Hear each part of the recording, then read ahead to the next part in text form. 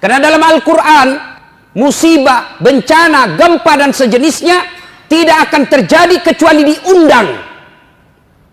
Bahasa agamanya, bahasa Qur'annya, musibah itu datang karena diundang oleh manusia. Apa penyebab datangnya musibah? Saya tidak bahas melalui ilmu teknologi, tapi saya mencoba memperjelaskannya dari Al-Quran sebagai sumber ilmu pengetahuan umat Islam. Ini tidak ada hubungan dengan geologi.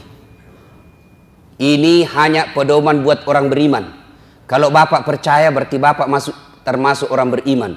Kalau Bapak bilang tidak ada hubungannya berarti Bapak pura-pura beriman. Apa landasannya? Silahkan buka Al-Quran, surah Al-Imran ayat 112. Setidaknya dalam Al-Quran itu didapati informasi ada 4 penyebab datangnya musibah yang menyebabkan sebab datang bencana alam ini. Undangan itu datang gara-gara apa?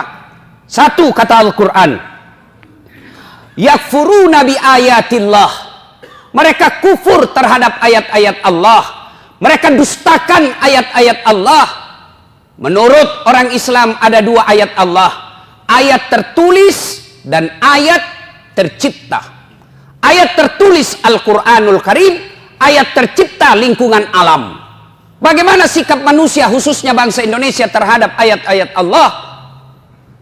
Coba ngaku beriman, ngaku ketuhanan yang Maha Esa, bahkan ditulis, dideklarasikan dalam Undang-Undang Dasar Republik Indonesia. Konstitusi kita mengakui dengan rahmat Allah yang Maha Kuasa. Atas berkat rahmat Allah kita merdeka. Tapi apa kelakuan bangsa Indonesia? Azan, pembacaan ayat suci di Quran dianggap mengganggu. Coba Al-Quran, katanya kita umat beragama, katanya kita percaya kepada Tuhan yang Maha Esa. Kok bisa-bisanya pengajian mengganggumu?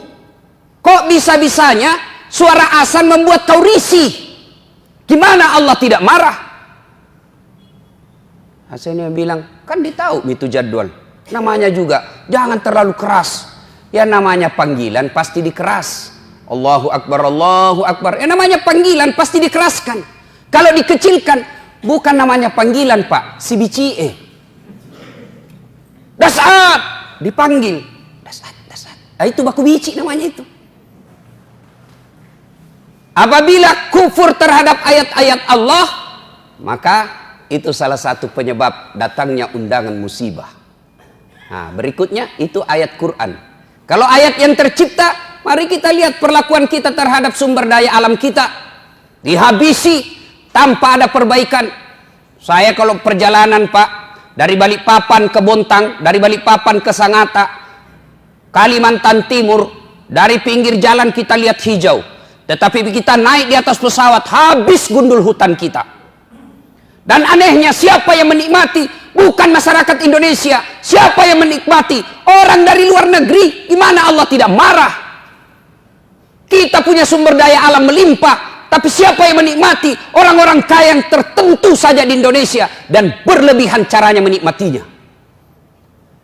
Nah, kalau ini ya tunggu mi. Tak aja nih. Calon aku puang nih. Yang kedua, penyebab menurut surah Al-Imran, wa yaqtuluna anbiya'i bighairi haq. Mereka membunuh nabi secara tidak hak. Nah, bila mahasiswaku di Unhas, bagaimana caranya membunuh nabi Ustaz? Nah, tidak ada nabi. Secara fisik kita tidak akan membunuh nabi lagi sekarang. Tapi apa cara kita membunuh nabi? Sunnah-sunnahnya kita bunuh. Sunnah-sunnahnya kita injak. Mana sunnah-sunnah nabi? Ayo kita lihat saja. Pengantin. Jelas-jelas Nabi menjelaskan, kau makan dan minum duduk, karena makan dan minum berdiri adalah cara seperti setan. Tapi apa yang terjadi di tengah-tengah kita? Gedungnya Islamic Center, pengantinnya bapaknya haji dua-duanya, turut mengundang alim ulama. Tapi apa yang terjadi ketika pesta pengantin? Standing party. Dan kita bangga dengan itu. Pantas sunnah-sunnah Nabi kita injak-injak. Masih berkaitan dengan pengantin. Ini riolo ugi mangka sae masiri ki ko anak tak si rani. Malu kita kalau anak kita belum menikah sama laki-laki. Tapi apa, lihat Pak, tinggi sekolahnya bapaknya, profesor doktor bapaknya, tokoh masyarakat bapaknya. Kita lihat undangan pengantinnya, belum ijab kabul anaknya sudah baku peluk fotonya di undangannya. Jangan lihat Pak. Yang mengundang tinggi sekolahnya, tokoh masyarakat, disegani, terpopuler di satu kampung. Tapi lihat undangan pengantinnya anaknya, belum pi ijab kabul sudah baku peluk. Dikasih bodoh-bodoh sama fotografer. Ya, maju-maju kok sedikit.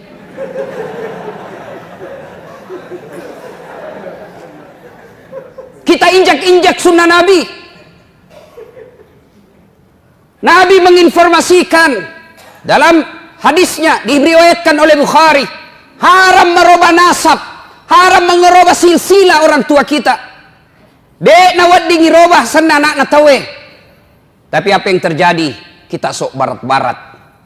Sudah menikah, istri tak langsung siapa namanya di belakangnya, istri tak suaminya. Siapa ngajar gitu? Nabi sudah jelas tidak boleh kau robah namanya bapaknya istrimu di belakang. Contoh konkret, nama istri Naurah Siddiqiyah, Nasrun nama bapaknya. Begitu setelah menikah suaminya Das'at Latif, berubah namanya Naurah Siddiqiyah Das'at Latif.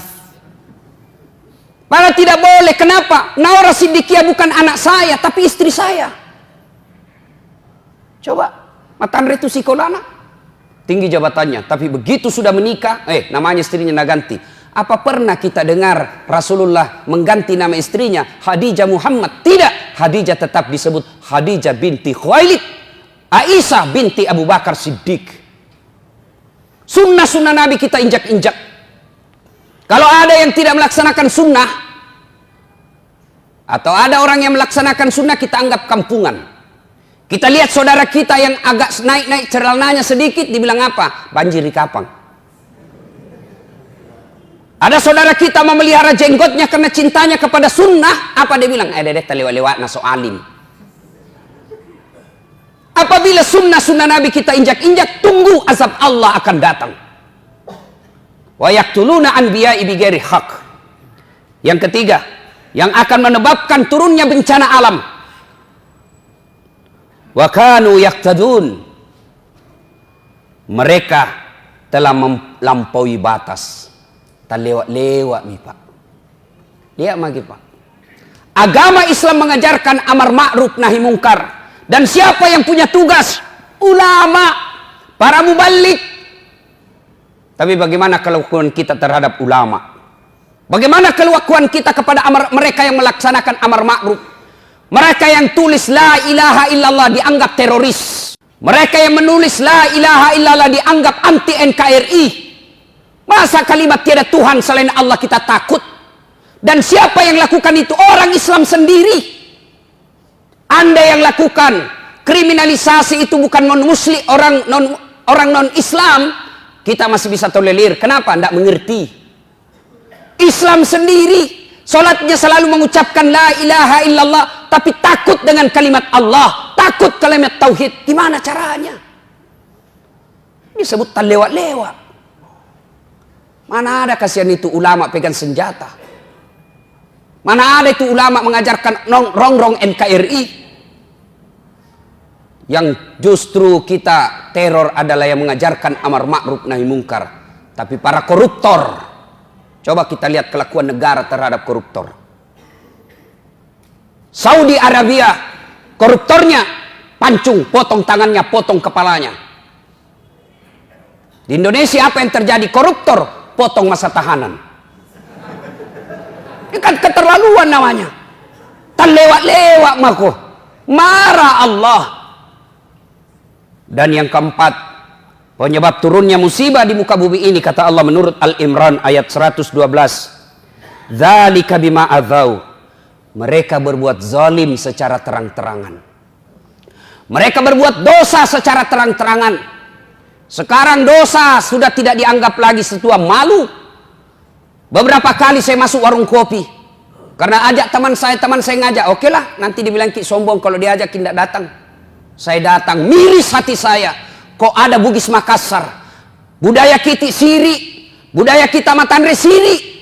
Kok ada perempuan tidak malu-malunya merokok di depan umum. Yang membuat saya miris, merokok di depan umum karena dia pakai jilbab. Dan itu kita anggap biasa. Kita sudah terlewat-lewat.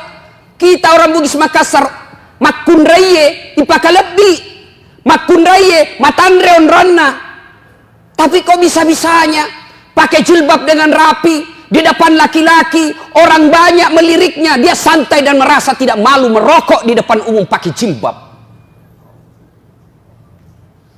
Ini yang disebut zalika bima azau. Mereka berbuat zalim secara terang-terangan. Belum lagi pembuat dosa, dosa zina secara terang-terangan. Mereka secara terang-terangan membuat komunitas, tidak malu deklarasikan dirinya. Riolo makadete oma siri-siri kok mapigau salah. Sekarang apa dia bilang? Biasa nih. Dulu kalau ada perempuan hamil diusir dari kampungnya. Masuk kok upaka siri kasih di kampung. Bapak rela dia buang anak gadisnya. Untuk apa? Karena dianggap membuat aib buat keluarga. Sekarang apa? Nyata-nyata hamil 7 bulan pesta besar-besaran. Kejadian-kejadian seperti ini, itu yang membuat azab Allah cepat datang.